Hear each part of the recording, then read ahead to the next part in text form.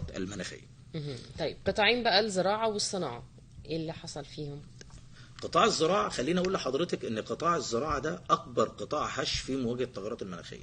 يعني كل القطاعات تقدر تقاوم التغيرات المناخية أو نقدر نتدخل فيها، إلا إن العملية الزراعية العامل الوحيد اللي أنا ما أقدرش أتحكم فيه هو عامل المناخ.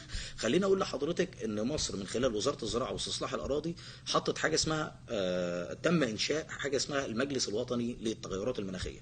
هذا المجلس تم إعادة تشكيله في 2019. هذا المجلس بيرأسه السيد الدكتور المهندس مصطفى مدبولي رئيس مجلس الوزراء. القرار ده تم إعادة تشكيله بالقرار رقم 1129 لسنة 2019. المجلس ده بيتكون من 3 لجان، لجنة عليا ومجموعة مكاتب فنية ومجموعة متابعة. هذه اللجان الثلاثة دورها انها بترسم السياسات العامة للدولة المصرية في مواجهة التغيرات المناخية طبقا لما هو متعارف عليه او طبقا لما مصر وقعت عليه في الاتفاقيات الدولية للتغيرات المناخية. رقم 2 ان هذا المجلس اهم دور ليه ان هو بيدعم بناء المؤسسات والقدرات المؤسسيه والقدرات الفرديه لتوعيه المخاطر، للتوعيه من المخاطر للتغيرات المناخيه.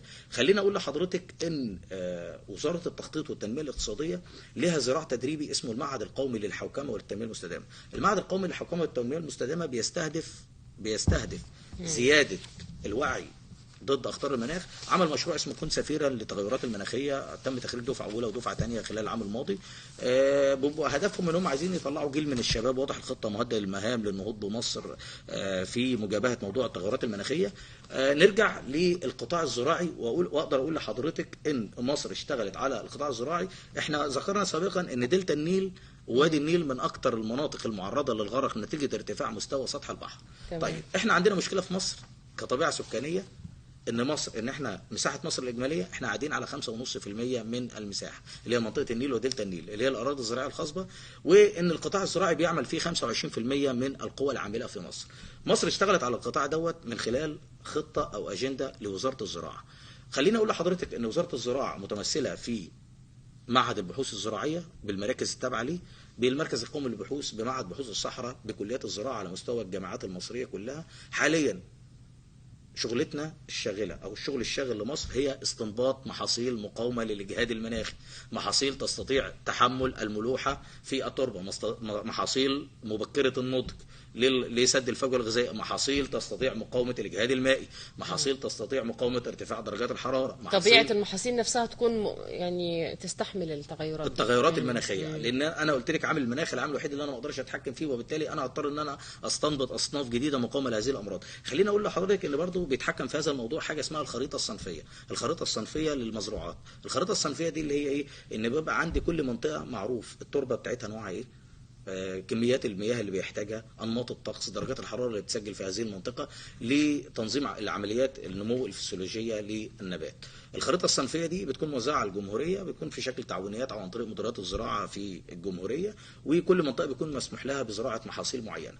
طيب كل دي جهود طبيعيه الدوله حطها في خطه التنميه الاقتصاديه. طيب مصر عملت ايه في هذا القطاع من اجل التحول الى التنميه المستدامه او مجابهه الاخطار المناخيه؟ خليني اقول لحضرتك ان مصر شغاله على مشروعين كبار جدا، هو مشروع الدلتا الجديدة، والمشروع ده هيضيف اراضي زراعيه لمصر بنسبه 25%. يعني احنا هنستصلح اراضي تقريبا من المقرر لموضوع الدلتا الجديده ده مساحه تقديريه 2.2 مليون فدان.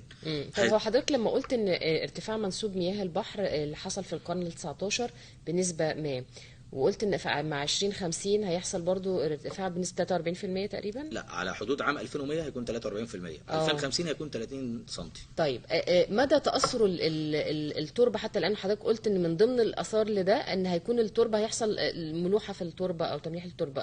تضررت الاراضي الزراعيه بشكل كبير مثلا بسبب اللي حصل في القرن ال19 من ارتفاع منسوب المياه؟ هو حتى الان مفيش تضرر كبير، يعني ما حصلش تغلغل بكميات كبيره من المياه المالحه على المياه الجوفيه او التربه وزياده مستوى او نسبه الملوحه بيها. ولكن خليني اقول لحضرتك ان مصر لما اشتغلت على مشروع الدلتا الجديده هي شغاله عليه كهدف مستدام من اجل تخفيف الضغط البشري على دلتا النيل ووادي النيل، ومن اجل استصلاح.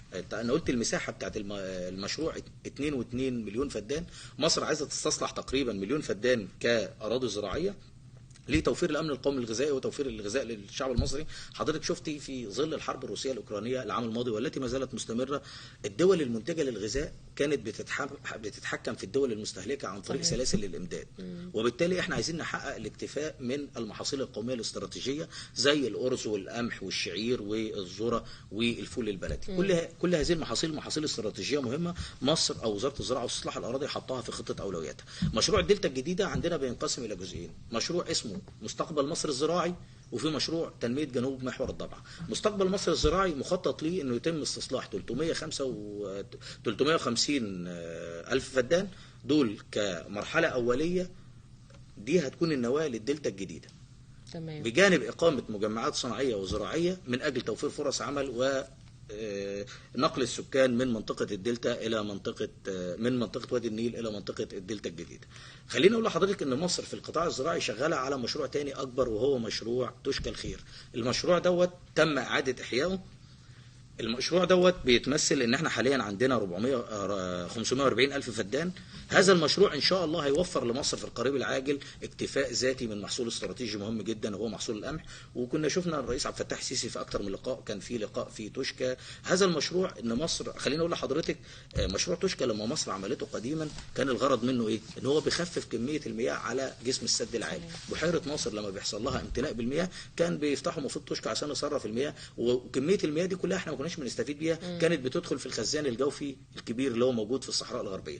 مصر اشتغلت على النقطه دي. طب احنا ليه ما نحاولش نستغل هذه المياه اللي هي ربنا اداها لنا بشكل طبيعي، خصوصا في فترات الفيضانات في المناطق الاستوائيه ومنابع النيل زي عطبره والصباط والنيل الازرق، وخصوصا ان السدود في السودان زي سد بوط وسد الروسيرس لا تستحمل هذه المياه في فترات الفيضانات. وبالتالي احنا عندنا بحيره ناصر اللي هي بحيره السد بتمتلئ بكميات كبيره من المياه. انا ليه ما استغلش الجزء الثاني؟ ليه انا اهدره في الصحراء؟ فكان اتجاه القياده السياسيه واتجاه الجمهوريه الجديده ان احنا نعمل اعاده احياء لمشروع تشكى الخير. خلينا اقول لحضرتك ان المشروع ده هيوفر فرص عمل تقريبا ل 2 مليون مواطن بجانب اقامه مجمعات استهلاكيه. الحاجه الثانيه ان احنا برضو عايزين نبص نظره الى صعيد مصر. صعيد مصر كان في الفترات السابقه مظلوم، كان مظلوم شويه يعني من حيث فرص العمل، من حيث المجمعات السكانيه.